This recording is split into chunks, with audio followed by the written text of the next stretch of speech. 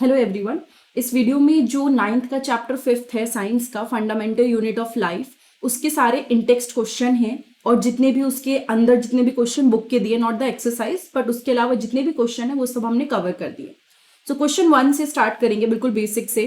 ये कह रहा है कि किसने डिस्कवर सेल मतलब किसने डिस्कवर किया सेल को एंड कैसे डिस्कवर किया। ये क्वेश्चन है आपका एनसीईआरटी का ही। तो रॉबर्ट हुक ने डिस्कवर किया था सेल को 1665 में। वो ना एक थिन स्लाइस ऑफ कॉर्क को एग्जामिन कर रहे थे। He was examining the thin slice of cork और उन्होंने खुद से ही जो माइक्रोस्कोप डिजाइन किया था उसकी हेल्प से ही वॉज एग्जामिनिंग। तो उन्होंने देखा कि जो कॉर्क है उसका स्ट्रक्चर काफी हद तक हनी कॉम जैसा लग रहा है। ठीक है, मतलब जो कॉर्क है वो हनीकॉम से काफी रिसेंबल कर रहा है। तो जब वो जो हनी कॉम्ब होता है जैसे मधुमक्खी का छत्ता, उसमें बहुत सारे कंपार्टमेंट होते हैं, वैसे ही उनको सेल के अंदर दिखा। और ये जो वर्ड था, मतलब जो ये था, इसको उन्होंने स्ट्रक्चर को सेल का नाम दे दिया। ठीक है, सो ये तो हो गया पहला क्वेश्चन। नाउ नेक्स्ट पे आते हैं।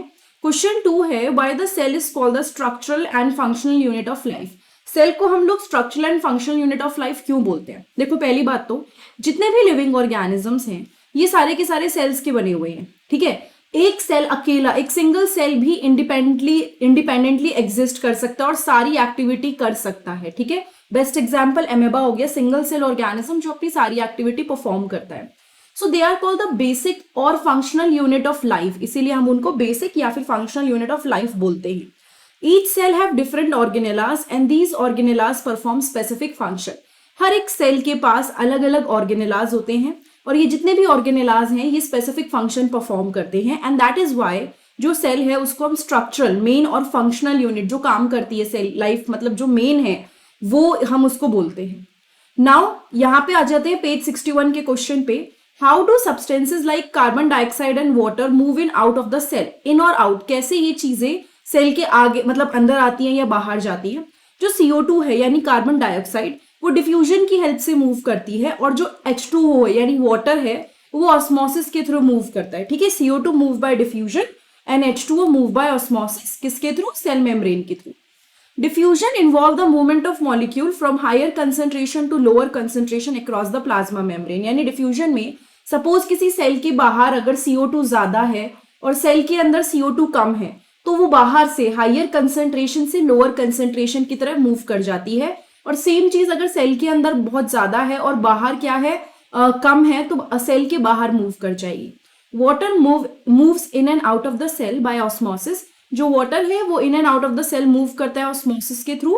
एंड ऑस्मोसिस क्या है? वाटर का मूवमेंट हो गया solvent through a semi permeable membrane. यहाँ पे ऑस्मोसिस में इस चीज का भी ध्यान रखना होता है कि जो भी सोल्यूट है, मतलब जो भी सोल्यूशन है जो मूव कर रहा है, उसमें कोई चीज कितनी तरीके से मिली हुई है। ठीक है, तो ये इस पे भी बहुत फर्क पड़ता है। Now why is plasma membrane called a selectively permeable membrane? हम लोग प्लाज्मा मेम्ब्रेन को सेलेक्टिवली परमिएबल मेम्ब्रेन क्यों बोलते हैं? देखो, सेलेक्टिवली परमिएबल मेम्ब्रेन हम लोग प्लाज्मा मेम्ब्रेन को इसलिए बोलते हैं क्योंकि वो सब कुछ अलाउ नहीं करता सेल के अंदर आने का या बाहर जाने के लिए, कुछ चीजों को अलाउ करता है। बिकॉज वो कुछ चीजों को अलाउ करता है, इस रीजन से हमने उसको क्या बोल दिया? सेलेक्टिवली परमिएबल मेम्ब्रेन बोल दिया। ठीक है, नेक्स्ट पे आते हैं। यहाँ पे है question 1, can you name the 2 organelle we have studied that contain their own genetic material? तो ऐसे 2 ऑर्गेनेलास जिसके अंदर अपना खुद का जेनेटिक मटेरियल हो, वो है माइटोकॉन्ड्रिया एंड प्लास्टिड। ये आप याद कर लीजिए, इसको भूलना मत। नाउ सेकंड क्वेश्चन पे आते हैं। If the organisation of a cell is destroyed due to some physical और chemical influence, what will happen? Suppose cell है वो डिस्ट्रॉय हो गया, ठीक है, किसी भी वजह से, फिजिकल या केमिकल इन्फ्लुएंस की वजह से, तो क्या होगा? अगर जिस तरह से वो सेल बना हुआ है, जो जो चीजें उसकी हैं, जो ऑर्गेनाइजेशन है, अगर वो डिस्ट्रॉय हो गया तो वो सेल सर्वाइव नहीं कर पाएगा।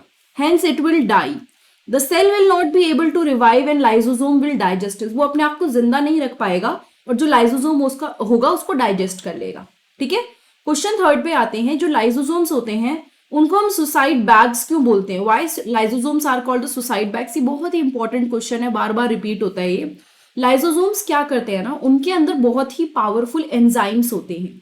ये जो डाइजेस्टिव एंजाइम्स हैं ये ऑर्गेनिक मटेरियल को ब्रेक कर सकते हैं। ठीक है, तो लाइसोसोम्स के जितने भी हैं they can break the digestive, मतलब जितनी भी इंपॉर्टेंट चीजें उसको ब्रेक डाउन करते हैं during the disturbance in cellular metabolism. For example, when the cell get damaged, lysosome may burst and the enzyme digest their own cell. यानी कि suppose कोई मेटाबॉलिज्म में चेंजेस आए या सेल के अंदर कोई चेंजेस आए, ऐसे में क्या होता है, जब सेल डैमेज हो जाता है तो लाइसोसोम बर्स्ट हो सकता है एंड वो जो है एंजाइम्स अपने ही सेल को डाइजेस्ट कर लेते हैं। इसी वजह से लाइसोसोम को हम लोग सुसाइड बैग्स भी कहते हैं एक सेल का, ठीक है। Where are protein synthesise inside the cell, कहाँ पे प्रोटीन सिंथेसिस होता है एक सेल के अंदर। जो प्रोटीन सिंथेसिस होता है वो राइबोसोम्स में होता है, जिसको हम प्रोटीन फैक्ट्रीज भी बोलते हैं, ठीक है। प्रोटीन सिंथेसिस राइबोसोम्स की हेल्प से होता है, जिसको फिर से बोल रही हूँ प्रोटीन फैक्ट्रीज भी बोलते हैं। So that was the in-text question.